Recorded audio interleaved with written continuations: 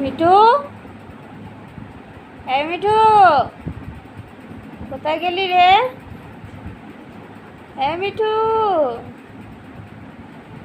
কোথায় আছিস? হ্যাঁ, কোথায় গেলি?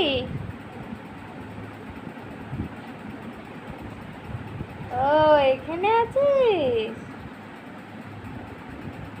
মিঠু? কেন এদিকে ঢুকে যাচ্ছিস তুই বারবার?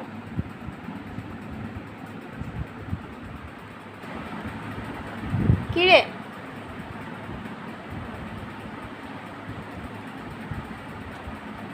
কি হয়েছে?